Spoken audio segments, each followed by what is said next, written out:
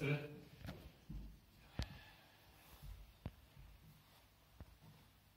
Înălțarea Domnului și învierea Lui sunt două mari pietre de încercare pentru credinciosul de rând și pentru orice credincios care vrea să-și pună încrederea în Dumnezeu.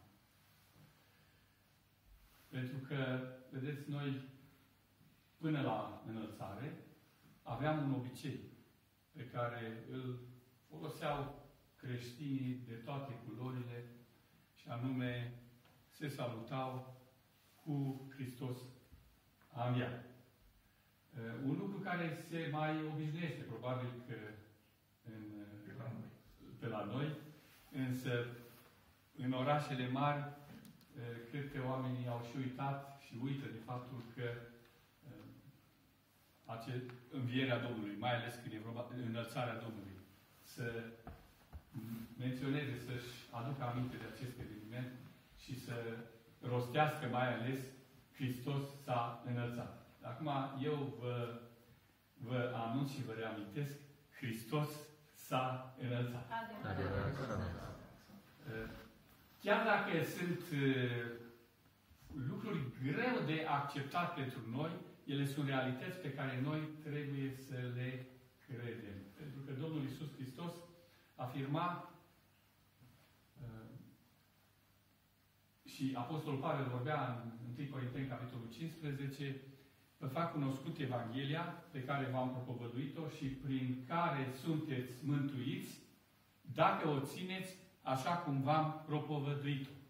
Altfel, degeaba ați crezut.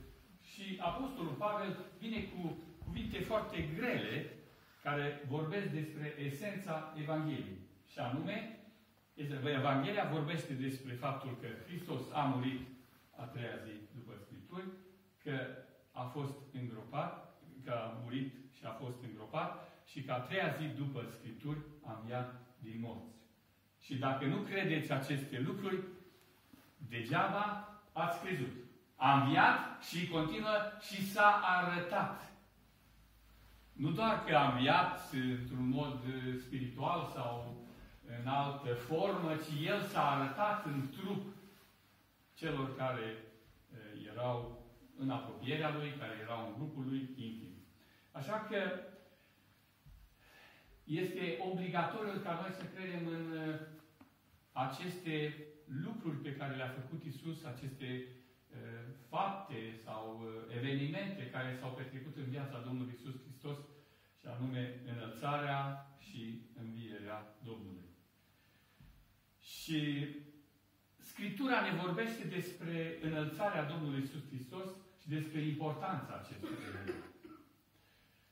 Există câteva mărturii pe care le prezintă Scriptura cu ocazia înălțării și pe care, dacă noi le cunoaștem, așa cum le-am citit textul acesta, vom înțelege că Iisus Hristos este soluția lui Dumnezeu pentru umanitate.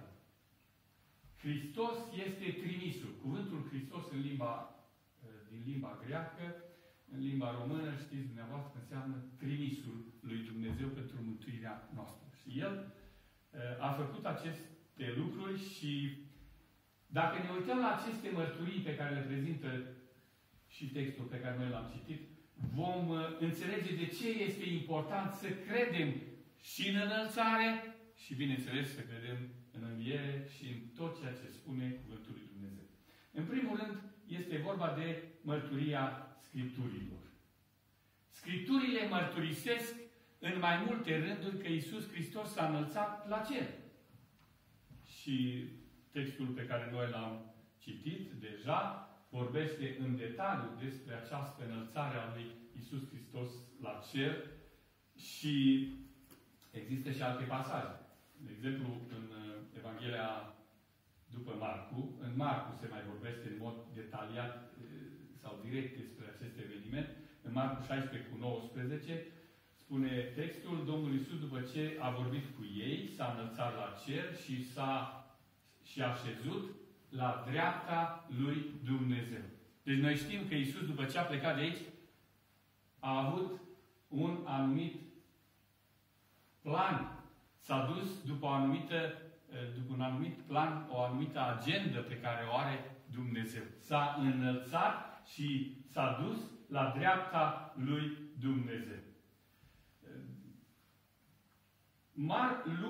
Luca prezintă evenimentul acesta a înălțării nu numai în Faptele Apostolilor, ci el vorbește și în prima carte pe care o scrie în Evanghelia după Luca, în capitolul 24, cu versetul 44 în continuare, spune textul că Iisus, după ce a înviat, s-a întâlnit cu ucenicii și le-a zis: iată ce vă spuneam când eram cu voi, că trebuie să se împlinească tot ce este scris despre mine în legea lui Moise, în proroci și în psalm. Tot ce este scris despre mine trebuie să fie adevărat, să se împlinească. Atunci le-a deschis mintea ca să înțeleagă Scripturile. Și cred că foarte mult le-a deschis mintea Domnului Iisus după ce a înviat din morți și a stat cu ei 40 de zile pe pământ. Nu s-a dus imediat, pentru că știa Iisus cât de greu ne este nouă să acceptăm acest eveniment al înălțării lui Iisus. Și a mai stat 40 de zile cu ei și le-a explicat, le-a deschis mintea să înțeleagă Scripturile și că trebuie să creadă ce scrie Biblia.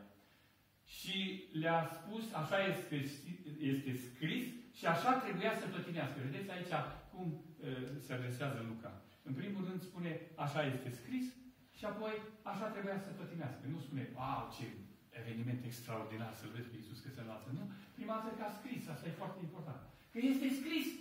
De asta noi credem. Pentru că este scris. Și așa trebuie să se întâmple.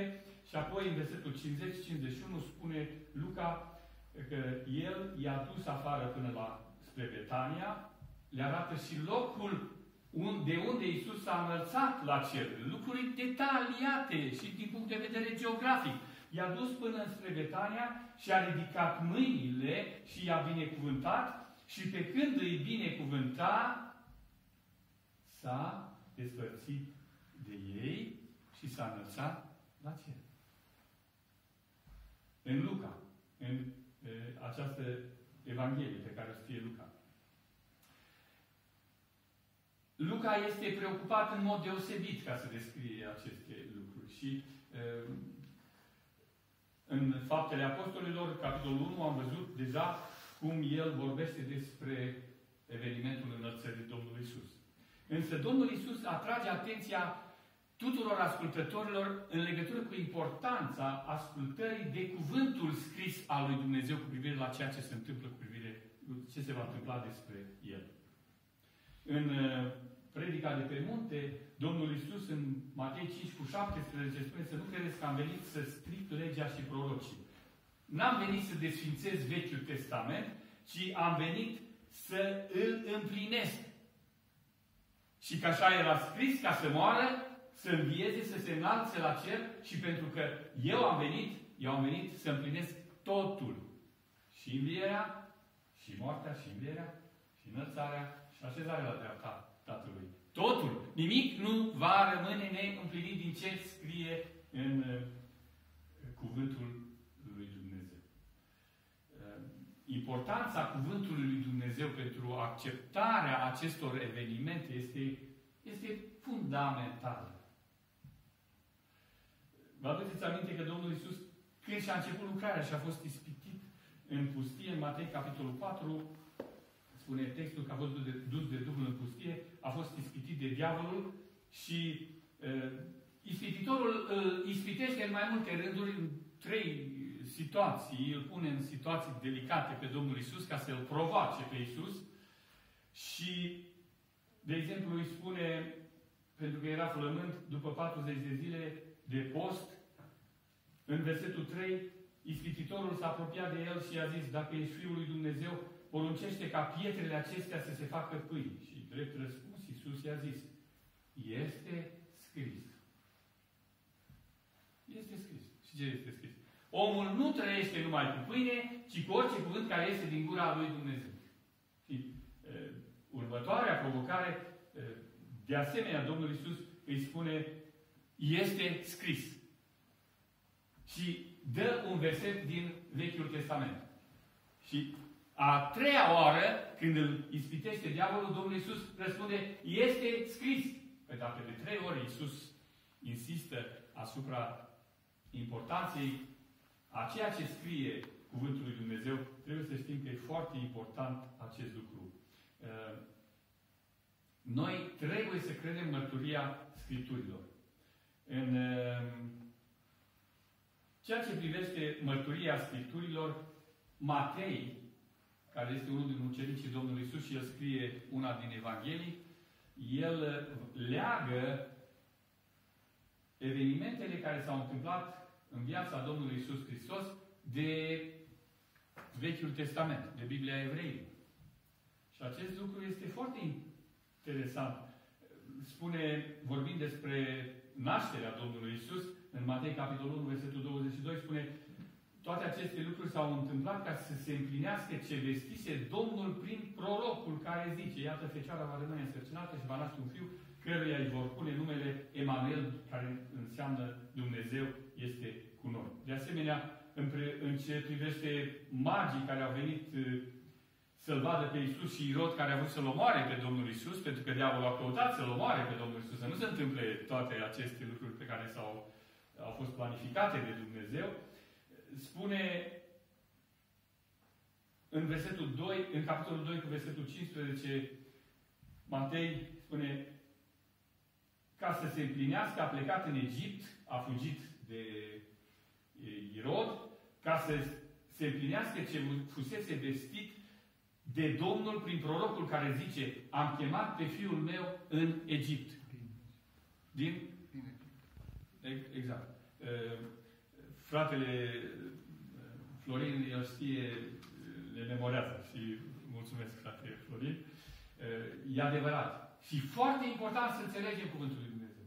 De asta, acum, apropo de memorare, dacă e așa de importantă Scriptura, cred că trebuie să ne facem timp să o învățăm, să o memorăm, că ne ajută în momente grele, ne ajută în momente dificile, când trecem prin situații de genul acesta, când nici ucenicii nu mai știau ce să creadă când Iisus a murit și a înviat din morți. Și știți ce s-a întâmplat cu cei doi pe drumul Emausului, care au zis, noi credeam și mi s-au înnecat toate corăbile. Dar Iisus spune, de ce, nepricepuților, nu vă aduceți aminte de faptul că este scris?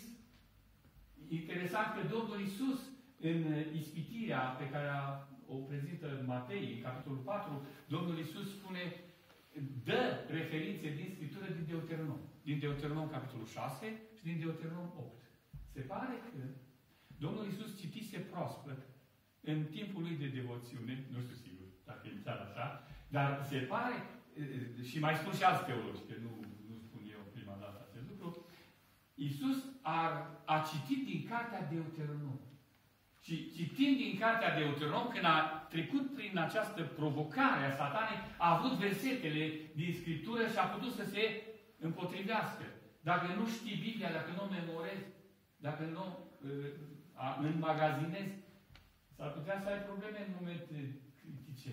Pentru că, vedeți, spune Psalmul 119. Cum își va ține tânărul curat pe cărare? Îndreptându-se după cuvântul tău. De fapt, auziți, drumul nostru înainte stă undeva într-o carte care este atât de veche, în spate. Drumul nostru înainte, dacă noi vrem să știm ce să facem înainte, trebuie să ne uităm înapoi, să vedem ce scrie în Biblie. Și după aceea mergem cu curaj înainte. Foarte interesant. Viitorul, oamenii cred că viitorul stă în față și să te orientezi. Nu. Trebuie să te uiți înapoi să vezi ce scrie Biblia. Și după aceea mergi înainte. E foarte important acest lucru și, așa cum ați menționat, în Psalmul 119, care este un psalm care, într-adevăr, elogiază Cuvântul lui Dumnezeu, autorul îndrăgostit de Biblie, de Cuvântul lui Dumnezeu. Acolo folosește tot felul de sinonime ca să se refere la Cuvântul lui Dumnezeu. Strâng cuvântul tău, poruncile tale, orânduirile tale și așa mai departe. Și nu te plictisești, cât de lung este el, nu te plictisești să citești psalmul acesta. E atât de plăcut, unul din cei mai frumoși psalmi, dacă putem să spunem așa. așa.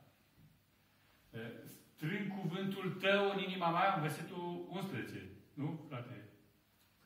90, 11, da, asta e versetul. Ca să nu păcătuiesc împotriva ta. Strâng cuvântul tău în inima mea. Ce înseamnă că strâng? Păi fac timp să-l strâng. Că dacă nu fac timp să-l strâng, când vine diavolul, mă găsește descoperit. Asta e responsabilitatea noastră. Să înțelegem, foarte important, cuvântul lui Dumnezeu, să înțelegem mărturia Lui. Interesant este că în ce privește planul lui Dumnezeu cu Iisus Hristos, El vine de undeva de departe. Din istorie, din timpuri îndepărtate. Și anume, de la un popor care se numește poporul Israel. Care, din păcate, și acum îl așteaptă pe Mesia să vină și să se întâmple tot ce scrie în Vechiul Testament. Din păcate. Pentru că El deja a venit și a împlinit toate aceste lucruri. Dar vedem că acest cuvânt al lui Dumnezeu vine pe filiera evreiască. Și creștinii au luat Biblia evreilor și au încorporat-o integral în Biblia lor. Interesantă experiență. Este singura experiență pe care o avem noi. Nu mai știu câte religii există acum, ce idei le mai vin la toți ereticii. Dar vreau să spun că în ce privește adevărul lui Dumnezeu, ucenicii Domnului și Domnul Iisus ne leagă de Biblia unui alt popor care avea am putea să spunem, o altă religie, iudaismul. Pentru că Dumnezeu are un plan din veșnicie cu noi. Are un singur trimis. El este Iisus Hristos care a venit și în ziua înălțării s-a dus înapoi la Tatăl. Și această carte, Vechiul Testament pe care o avem noi și prima secțiune din Biblia noastră este luată de la evrei. De aceea trebuie să înțelegem și acest lucru ne întărește convingerea noastră că Dumnezeu a avut un plan coerent cu umanitatea și dacă citești Cuvântul lui Dumnezeu și citești planul lui Dumnezeu pentru mântuire pe care îl găsim în Scriptură, nu în alte cărți, nu în alte cărți, singura carte în care avem planul lui Dumnezeu fără greșeală, fără eroare, este aici, în Cuvântul lui Dumnezeu. De aceea Domnul Iisus spunea în Luca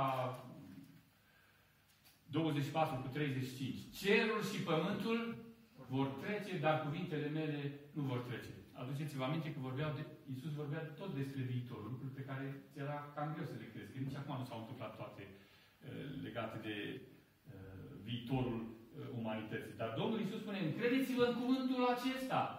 Clădiți-vă viața pe cuvântul acesta. O altă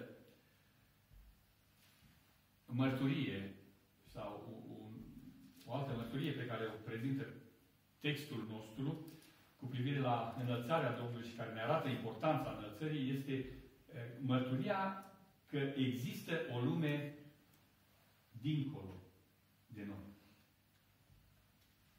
Mărturia lumii dincolo de dincolo. Vedeți, textul ne spune în Fapte 1 că după ce Domnul Iisus s-a înălțat, cum stăteau ei cu ochii pironiții, versetul 10, iată că li s-au arătat doi bărbați îmbrăcați în alb și au vorbit cu ei.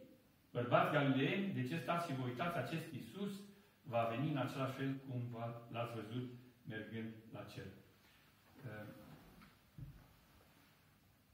Vedeți, Biblia mărturisește că mai există o lume dincolo. Iisus s-a înălțat la cer și spune textul că un nor l-a ascuns de ochii lor. Dar unde s-a dus Domnul Iisus? Gata, nu l-ai mai găsit, dar unde s-a dus? Înseamnă că există o lume. Există o lume acolo, există o realitate pe care noi nu o cunoaștem. Și de acolo au venit și doi îngeri.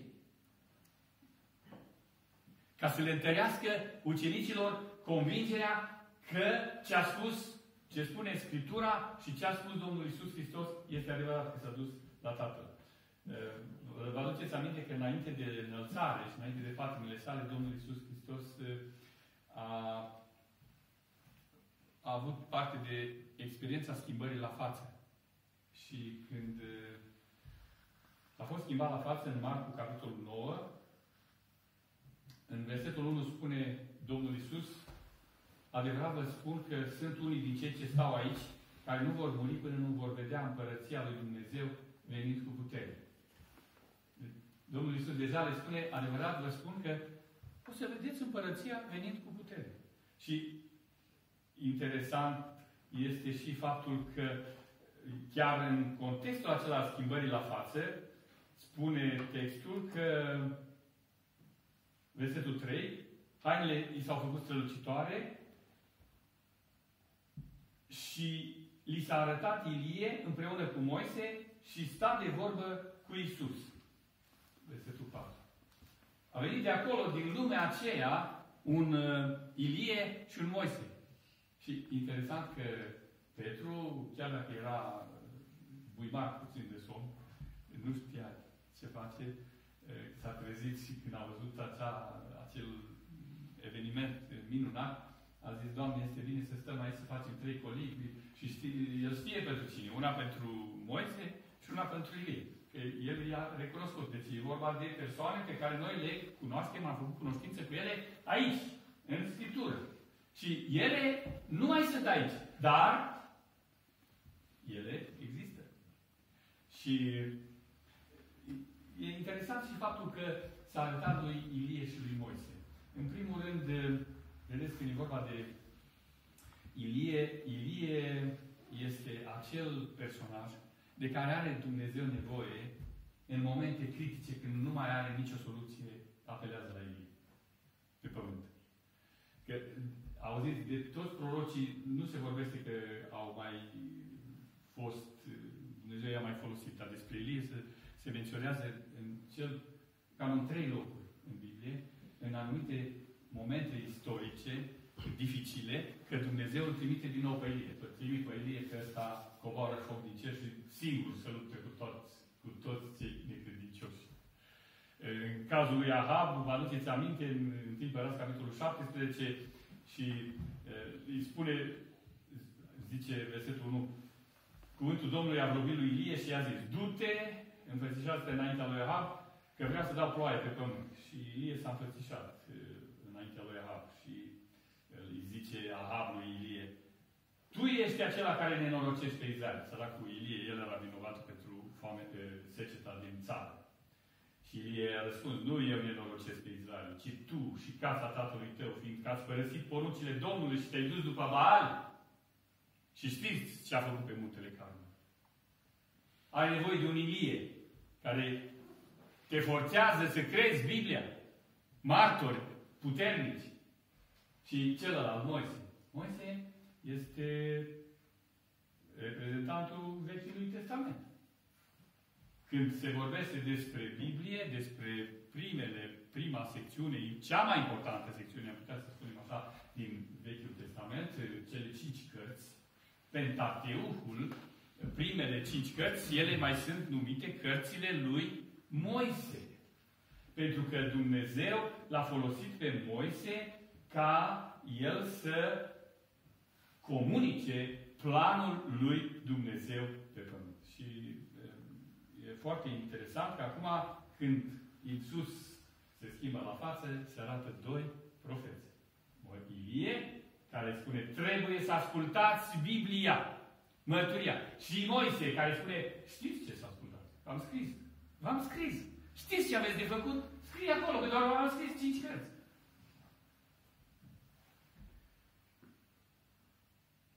În ceea ce privește lumea de dincolo, Apostolul Pavel scrie în 1 Corinteni, capitolul 15, cu versetul 19, unei biserici care deja era în situația în care nu mai putea să creadă în învierea lui Iisus. V-am spus că învierea și înălțarea sunt puncte foarte cheie care îi smintește, cum zic ardelenii, îi smintește pe oameni cum să creze asemenea lucruri. Și anume că Iisus a înviat din morți și că s-a înălțat la cer.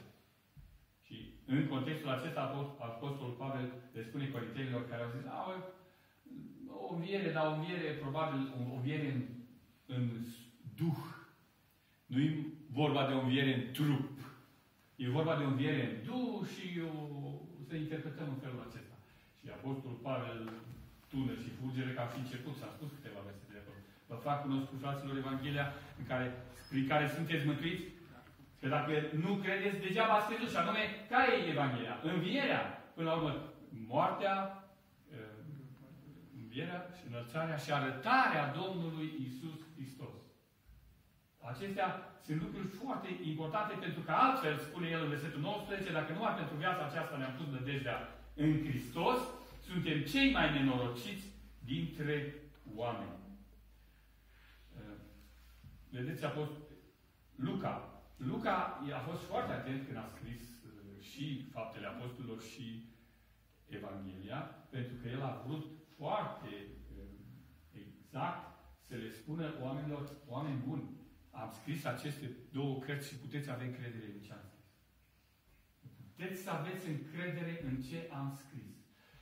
Și în Fapte 1, așa cum am citit, spune Teofile, unui personaj căruia i s-a adresat el și în prima carte, i-a dedicat-o și Evanghelia și Faptele Apostolilor lui Teofil, spune, am început să vorbesc despre cum a început Iisus să facă și să învețe pe oameni și așa mai departe. Și în în Luca 1 spune, am făcut cercetări cu deamăruntul. Și după aceea am scris aceste lucruri. Martori, documente, dovezi că tot ce a scris este adevărat. Și dacă gândiți-vă că cei din Corint erau la o distanță de 15 ani. Am putea să spunem de la învierea și înălțarea lui Iisus și până când a scris Pavel această epistolă. Cam prin 52 după Hristos, 52 până în 55 a scris 1 Corinteni Pavel. Și Domnul Iisus a înviat și s-a înălțat prin 35, 30 și ceva, 34, 35. E vorba de vreo în jur de 15 ani. Și ce spune Luca?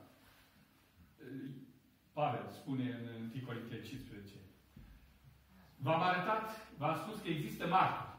S-a arătat lui Petru, femeilor și după ei tot mi s-a arătat și mie și la 500 de frați deodată Iisus s-a arătat după ce a înviat din nou. Și dacă vreți să știți, unii încă mai luați-vă bilet, mergeți într-o excursie la Ierusalim și mergeți la biserica din Ierusalim și întrebați cine a văzut pe Domnul Iisus înviat. Foarte mulți sunt încă, cei mai mulți sunt încă în viață. Dar ei după 15 ani nu mai credeau. Acum cum să mai credem noi după 2000? Problema nu este distanța. Problema este credința în cuvântul lui Dumnezeu. De aceea Domnul Iisus îi spune lui Toma, Toma, pentru că m-ai văzut, ai crezut. Ferice de cei ce n-au văzut și au crezut cuvântul lui Dumnezeu. Dumnezeu și-a lăsat cuvântul și a făcut de cunoscut cuvântul în această carte și, vedeți, Biblia spune că El s-a dus în împărăția lui Dumnezeu Tatăl. Și când Iisus a început să propovăduiască, Iisus a început în Marcu 1 cu 15 să spună împărăția lui Dumnezeu este aproape, pocăiți-vă și credeți în Evanghelie.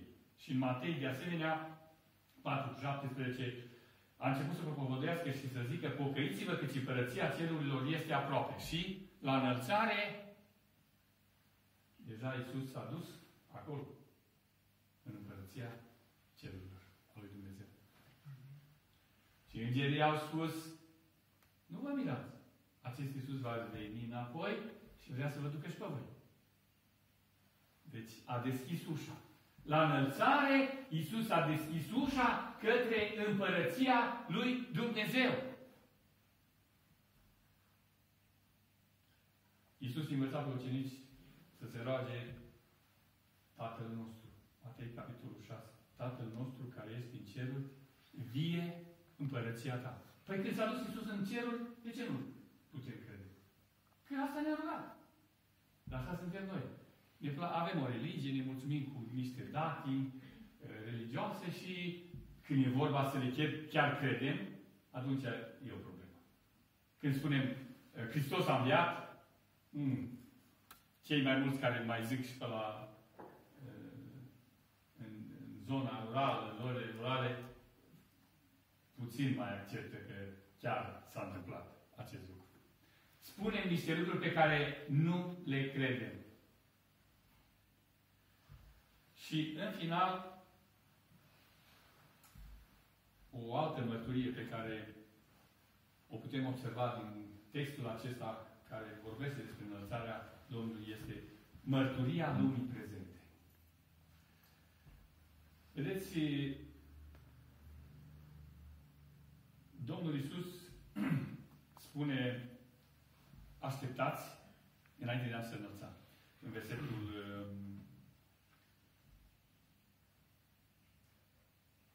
4, în continuare spune, voi așteptați făgăduința Tatălui. 3 și 4. Așteptați făgăduința Tatălui. Și anume, voi veți primi o putere când se va coborî Duhul Sfânt peste voi și veți fi martori în Ierusalim, în Iudeea și până la marginile pământului. Și anume, Domnul spune, voi, prin simpla voastră prezență, veți putea fi o încurajare pentru cei care vor să creadă că eu am înviat, că m-am înălțat la cer și că voi veni să vă duc în împărăția mea. Voi veți fi o încurajare. Veți primi o putere și veți fi martori. Probabil că ați auzit acea ilustrație care nu e imaginară, că Domnul Iisus, când s-a înălțat la cer, imediat s-a făcut un sfat ceresc și a fost o conferință de presă la care îngerii ar fi pus întrebări Domnului Iisus. Cum a fost referitor la lucrare, la realizările pe care le-a făcut. Cineva și-a imaginat, dar e interesantă povestioara, că la un moment dat că un înger l-ar fi întrebat pe Domnul Iisus, cine va duce planul pe care l-ai început pe pământ?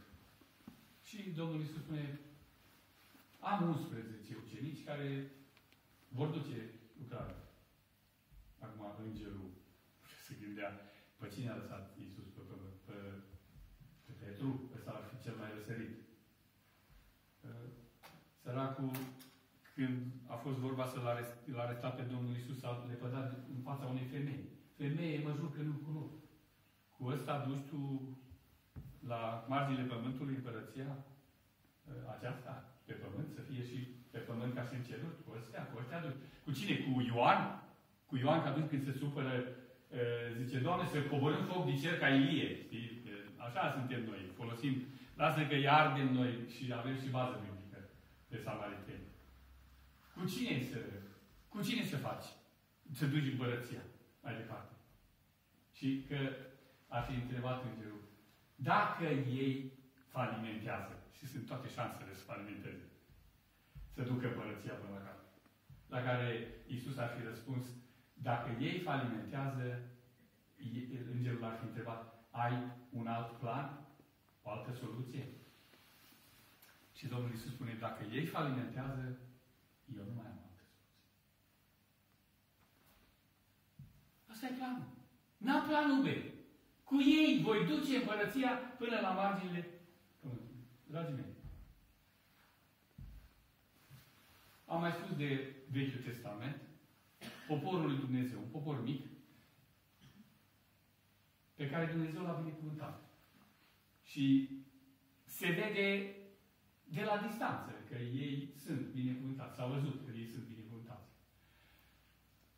După o statistică care s-a făcut și eu v-am mai menționat acest lucru, cred, sau ați mai auzit de la alții, cercetătorii au făcut o statistică și au ajuns la concluzia că, în comparație cu popoarele arabe, evreii care erau aproximativ 8 milioane de evrei și arabii erau 120 de milioane în jurul lor de arabi, s-a ajuns la concluzia că din 8 milioane de evrei, 120 de evrei au câștigat premiul Nobel.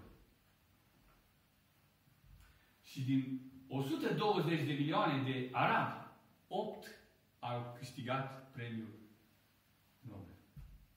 Cred că e evidentă diferența. Evidentă diferența. Dumnezeu spune, vei fi cap și nu coadă. Și voi veți fi martori.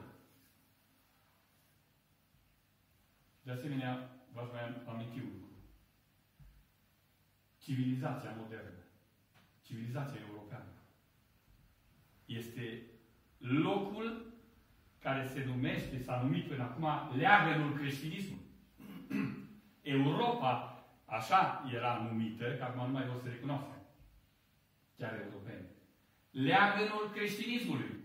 Aici s-a născut cea mai derâvnit cultură, cea mai derâvnit civilizație, cea mai derâvnit tehnică. Aici este totul. Tot ce e mai bun din punct de vedere material este aici. Și toți își doresc să aibă ceea ce are Europa, ce a avut Europa. Și se vede că deja au preluat modelul. Dar de ce? De ce aici? Aici este leagănul creștinismului.